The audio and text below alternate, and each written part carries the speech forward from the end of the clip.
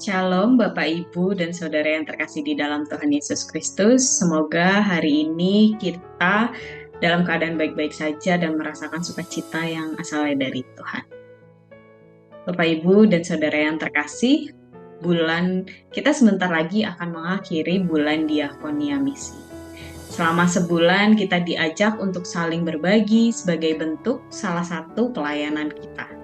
Tentu tindakan berbagi tersebut tidak kita lakukan dalam bulan atau momen tertentu saja, tetapi mau kita lakukan seterusnya dan bersambung. Lalu mengapa kita harus berbagi?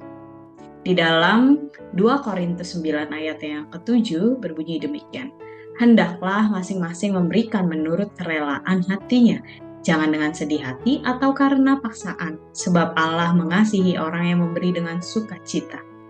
Ayat ini mengingatkan kita bahwa berbagi membantu kita mengatasi keserakahan dan egoisme belaka. Saat ini kita belajar memberi tanpa pamrih.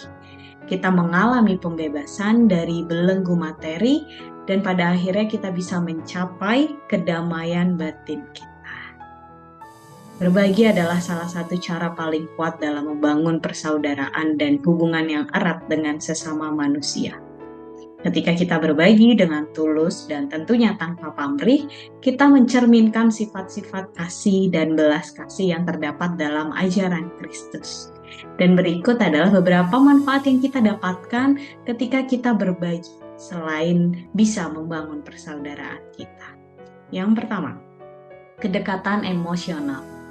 Saat kita berbagi pengalaman, kebahagiaan ataupun kesedihan dengan orang lain, kita menciptakan kedekatan emosional yang kuat. Dalam momen-momen berbagi ini, kita merasa lebih terhubung dengan orang lain dan memahami perasaan dan pikiran mereka, orang tersebut, orang yang kita bantu. Persaudaraan sejati tumbuh dalam rasa saling mengerti dan mendukung sesama. Kemudian yang kedua, kita akan bisa mengatasi egoisme kita. Berbagi membantu kita untuk mengatasi kecenderungan untuk menjadi egois dan terfokus pada diri kita sendiri. Ketika kita memutuskan untuk memberikan perhatian, waktu, atau bantuan kepada orang lain, kita menyadari bahwa kebahagiaan bukan hanya tentang diri kita sendiri, melainkan juga tentang kebahagiaan bersama. Hal ini membuka hati dan pikiran kita untuk memahami kebutuhan dan keinginan orang lain. Kemudian selanjutnya, kita bisa saling mendukung. Kita akan membuka dan lebih memahami arti saling mendukung. Berbagi menciptakan jaringan saling dukung di antara anggota persaudaraan. Ketika kita berada dalam kondisi sulit atau menghadapi satu tantangan, persaudaraan akan memberikan dukungan moral dan praktis tentunya.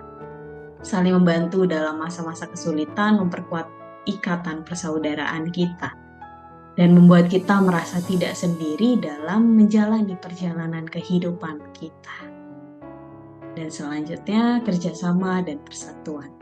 Berbagi mempromosikan kerjasama dan persatuan dalam komunitas. Saat setiap anggota bersedia berkontribusi dan berbagi, muncul kebersamaan dalam pencapaian tujuan kita bersama. Hal ini menciptakan lingkungan yang harmonis dan penuh rasa saling percaya. Dan kita mau melihat secara keseluruhan di dalam 2 Korintus 9 ayat ke-7 ini, kita diajak untuk berbagi dengan sukacita dan tidak dengan pamrih. Ketika kita berbagi dengan sukacita, kita menanamkan kegembiraan dalam hati orang lain. Dan ini menciptakan ikatan persaudaraan yang lebih erat. Berbagi tanpa pamrih dan dengan sukacita adalah bentuk cinta kasih yang murni.